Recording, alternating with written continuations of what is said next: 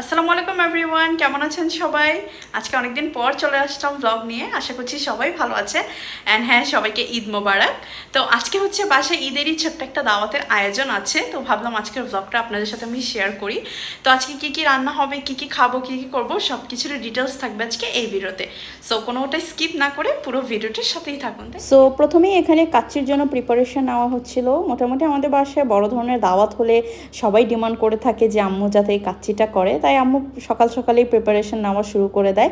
এখানে হচ্ছে এক্স্যাক্টলি কাচ্চি না, মানে এখানে হচ্ছে মাংসটাকে একটু হালকা বয়েল করে হালকা রান্না করে ওটার ঝোলটা দিয়ে আলু দিয়ে চাল দিয়ে এটাকে 1 বাই 1 লেয়ার করে সুন্দরভাবে এটাকে গুছিয়ে নিতে হয়। এরপর হচ্ছে এটার মধ্যে আপনি আপনার টেস্ট ওয়াইজ যেমন পেস্তা বাদাম দিতে পারেন, তারপর কিশমিশ দিতে পারেন, তারপর পেঁয়াজ বেরেস্তা দিতে পারেন, 1 বাই 1 এগুলোও দিয়ে দিতে হবে। মানে আপনি কাচ্চি জিনিসটাতে আসলে আপনি যত পরিমাণে ময় মশলা থেকে শুরু করে আদার ইনগ্রিডিয়েন্টস যত বেশি দিবেন, এটা খেতে এবং এটার টেস্টটা আরও অনেক বেশি বেড়ে যায়। এরপর হচ্ছে বিভিন্ন ইনগ্রিডিয়েন্টস দিয়ে এটাকে আম্মু সুন্দরভাবে আটা দিয়ে সাইড দিয়ে বন্ধ করে দেয়।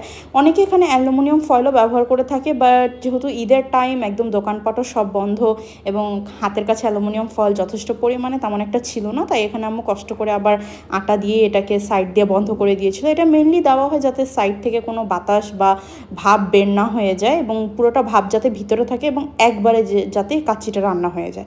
এরপর এটাকে সাইড দিয়ে সুন্দরভাবে বন্ধ করে এই ঢাকনি দিয়ে ঢেকে দিতে হবে এবং এটার মধ্যেও হালকা একটু বাড়ি দিয়ে এটাকে যেতে দিতে হবে যাতে একদম ভিতরে থাকে। এরপর চুলায় বসিয়ে দিলাম অ্যান্ড এরপর চলে আসি নাস্তায় এখানে ডিম চপ করা হয়েছিল, তারপর এখানে কিছু নুডলস ছিল। যেহেতু অনেক বাচ্চা কাচ্চাও থাকবে আজকের দাওয়াতে, তাই ভাবলাম এগুলো আইটেম একটা রাখা যাক। দেন এখানে কিছু মিষ্টি ছিল আর এখানে হচ্ছে আম কেটে দেওয়া হয়েছিল, যেহেতু একদম সামার এখন, তাই এখানে আম দেওয়া হয়েছিল। এরপর সবাই যে যার মতো সার্ভ করে নিচ্ছিল, সবাই অনেক বেশি এনজয় করছিল, আড্ডা দিচ্ছিল। অ্যান্ড এত বেশি গরম ছিল যে সবাই আসলে বেডরুমে বসে খাওয়া দাওয়া শুরু করে দেয়, কারণ ড্রয়িং রুমে বসে আর খাওয়ার মতো তেমন একটা সিচুয়েশান ছিল না, অনেক বেশি গরম ছিল। এরপর আমি 1 বাই 1 সবাই একটু সার্ভ করে দিচ্ছিলাম। বাচ্চারা তো নুডলস পেয়ে একদম অনেক বেশি খুশি হয়ে যায়। বাচ্চারা কি, বড়রাও আসলে নুডলস অনেক বেশি পছন্দ করে। নুডলস এমন একটা খাবার সবারই মোটামুটি পছন্দ। সো নাস্তা পানি খেতে না খেতে এখানে অলমোস্ট কাচ্চিটা রেডি হয়ে যায়, তাই আম্মু আমাকে ডাক দিয়ে দেয় যে দেখ অলরেডি রেডি। তো এখন খোলার সাথে সাথে এত সুন্দর একটা ফ্রেগনেন্স বের হচ্ছিল বলার বাইরে। অ্যান্ড একদম আম্মু যেরকম চেয়েছিল জাস্ট ওরকম আউটপুট বের হয়েছে। মানে মাশাআল্লাহ, আমার আম্মু এত ভালো রান্না করতে পারে বলার বাইরে। অ্যান্ড আম্মুর প্রত্যেকটা খাবার অনেক বেশি মজা হয় মাশাআল্লাহ। অ্যান্ড আম্মু হচ্ছে যেভাবেই রান্না করুক না কেন, আমার কাছে আম্মুর খাবার সবসময় অনেক বেশি মজা লাগে।